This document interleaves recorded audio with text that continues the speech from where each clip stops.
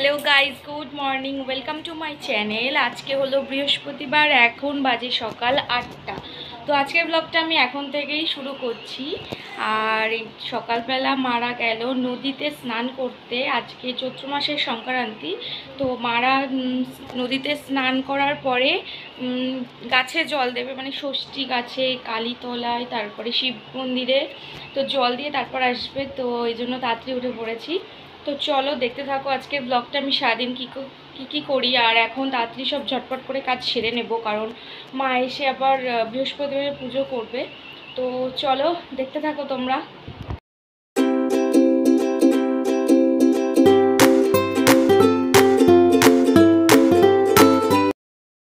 তো ফ্রেন্ডস, প্রথমে বিছানা দিয়ে শুরু করি। বিছানাটাকে গুছিয়ে নিই, তারপর ঘরটাকে গুছিয়ে ঝাড় দিয়ে মুছে নেব। তো দেখতে থাকো তোমরা।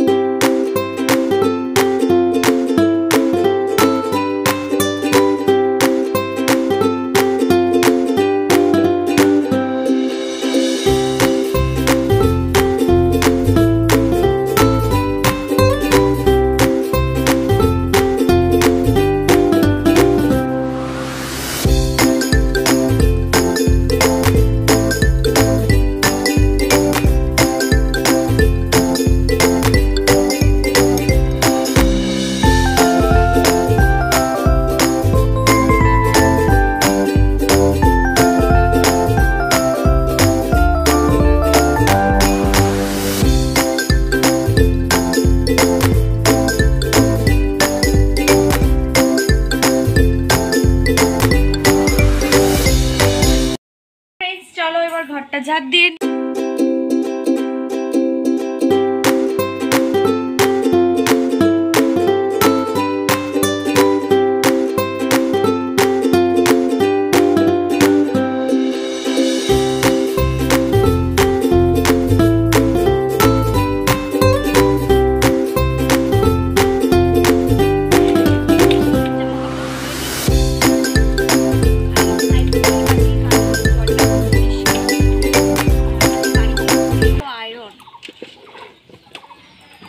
বাড়িতেই আছে, আমাদের বাড়িতেই আছে, কিন্তু আমাদের বাড়ির জমিটা তো অনেকটা বড়, একটা কোণে আছে,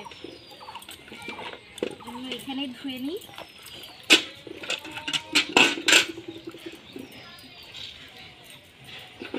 তোমরা দেখতে থাকো।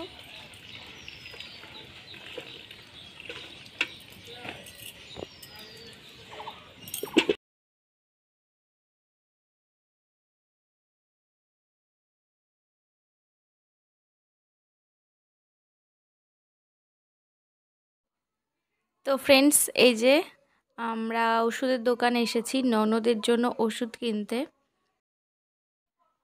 এই যে আমরা লক্ষ্মী আর গণেশ ঠাকুরের দেখছিলাম যে কোনটা নেওয়া যায়। আসলে দোকানে সিংহাসনটা অনেকটাই ছোট, তো সেই জন্য অনেকটাই ছোট সাইজের ঠাকুরগুলো নিতে হলো। খুব সুন্দর লাগছিল ঠাকুরগুলোকে দেখতে। কালকে তোমাদের দেখাবো।